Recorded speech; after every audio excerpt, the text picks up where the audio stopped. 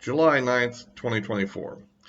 Well, it looks like there's an ongoing political battle within the Democrat Party about whether Biden should remain the candidate or not. And it's getting quite interesting. As I, in a previous video some time back, I'd addressed the issues about this and the consequences of the Trump-Biden debate and so forth. But so it's going here right now, and we're seeing that Biden is now pushing back and insisting that it would take a kind of a divine intervention to get him to pull out of the race. And there's all sorts of opinions floating around by various commentators all over the media and so forth. It seems as if it may be hard to get rid of him than people think, but on the other hand, as the criticisms mount, there's 6 weeks basically to the Democrat convention, and so that gives a lot of time for machinations to occur. So I'm taking a neutral stance on it. I'm not going to. I think it's possible he will be the nominee, and it's possible he won't be. One idea that's been put out is that, for instance, he's negotiating for a kind of a better exit plan. Maybe some of these big contributors are willing to give him some money if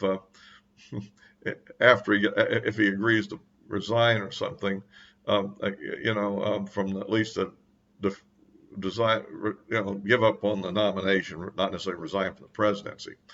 But although that's another possibility, then other people are floating the 25th Amendment, which so I want to kind of go into some of these issues and see kind of what could happen on this, because so by the way, if you like these videos, please give me a like. It helps the algorithm. Looking for more subscriptions. Thanks for the last people, and of course you can also follow me on Rumble as well.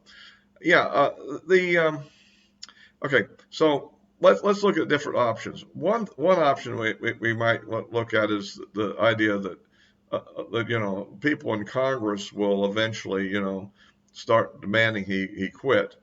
That's one group, although there's now some pushback from the House and Senate leadership apparently on that. So you have a faction working to get him to give up on the nomination, but other ones, the leadership don't seem to be going that way yet. Of course, maybe they're just being cautious to see how the numbers play out, how the polls go, and so forth. Okay. Then there's the issue of the donors, and certain key donors have said they're not going to give until, if he's in there. On the other hand, if he actually stiffs them and says, "Look, I'm going to be the nominee. I have the committed delegates. You can't take it away from me, and I'm the nominee." What are they going to do? Sit back and say, "Okay, let's let Trump be president"? I mean, these are hardcore liberals, right? So in other words, in a way, he has the donors over the barrel too, and presumably they're donating for some reason, either because they have a certain ideological viewpoint or they're looking for certain governmental favors. And whichever it is, it's in their interest for him to be in, or a Democrat to be in, because that's their network. And so if he doesn't leave after the convention, what are they going to do but support him, right? Well, that's one aspect I think that isn't being mentioned enough. And it looks like I've been saying for a long time, I thought his wife was one of the key power brokers in this whole thing, and not that she necessarily is guiding policy in Ukraine or Israel or whatever, but I think she's definitely managing things so he is still in power. The other thing that's thrown out is the 25th Amendment. Now, out of the 25th Amendment, though, the key person in that, of course, is Vice President Kamala Harris. I mean, she's the one that really needs to get the ball rolling under the 25th Amendment, at least under normal procedures.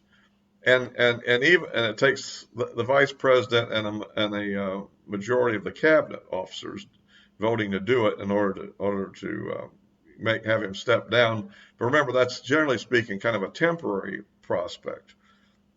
However, the president, could then send a letter saying that he is ready to resume duties, and if he does that, then the only thing left would be for Congress to vote by a 2/3 majority in both houses to remove him, in which case that would install Kamala Harris as president. And of course, that would probably bias things quite a bit in the direction of her being the nominee. And that's up in the air. There's a big battle in the Democrat Party, I think, whether that's a good idea or not.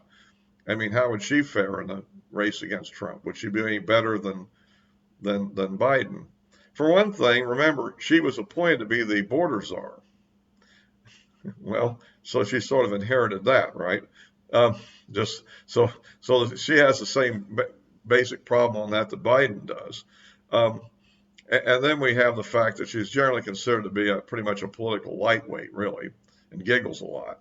So I don't know whether or not that will be able to, defeat Trump or not. I mean, after all, Trump has his own thing. I guess he'll have to change the line from saying the worst president ever to the worst administration ever or something, But so that's another aspect. It's unclear whether or not though that she would take that lead. It would seem to me that she would only take that initiative if she had pretty much assurance that she would be the one who would inherit the presidency, a presidential nomination, that is. And so the question is, are the Democrats going to go that way, or are they going to go with a different candidate? And of course, Newsom of California is one of the most talked about people. But Newsom, I mean, we never leave Trump in a position of being able to run against California and everything wrong with California, right? And so I don't know that really, and the California is as much for the illegal immigration as anybody. It's having crime problems that are spiraling out of control because of really bad laws they passed. So, I'm not sure how powerful that would be. Whitmer, I mean, I don't know. That might be a way to lock in the Michigan, vote and possibly to win Michigan. I'm not sure. I mean, she did beat a Republican for governor in 2022. So maybe she's popular there. I don't know how popular on the presidential level. That's another issue. I think some of the more scary people to me would be people, though, that it'd be unlikely that the Democrats would actually pick to replace Biden. At the same time, like I say, Biden may he's got the nomination. In fact, he could be taken out of the 25th Amendment in principle and still get the nomination to run next time. I'm not sure what would happen on that, but that is something one needs to consider. Also, when looking at Harris, she might just prefer to, wait to inherit the presidency later on after a Biden hypothetical win. And I'm assuming the Democrats are planning on winning. I mean, I think Trump would beat them, but what I'm getting at is, and so she might just prefer to stay vice president and play the 25th Amendment gambit a little bit later, like into the next term, if they were to win. Of course, that's what they'd be thinking about. So anyhow, that's that. Now the other thing that's coming up, of course, is the NATO summit here, which I discussed in the last video. But this will actually be another challenge for Biden, because we'll have to see how does he perform in this. Is he going to have a major faux pas during this summit?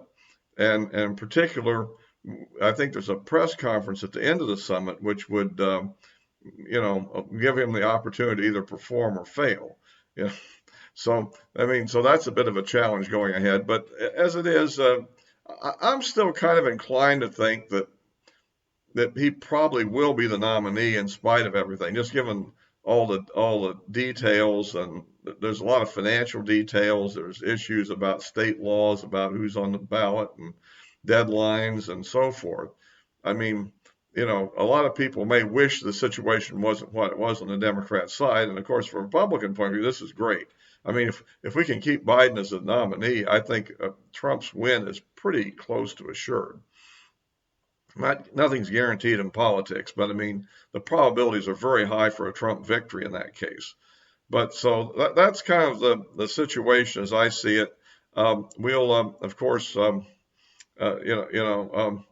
to follow this and what happens next. This is going to play out over the next several weeks, and we'll just have to kind of keep tuned in.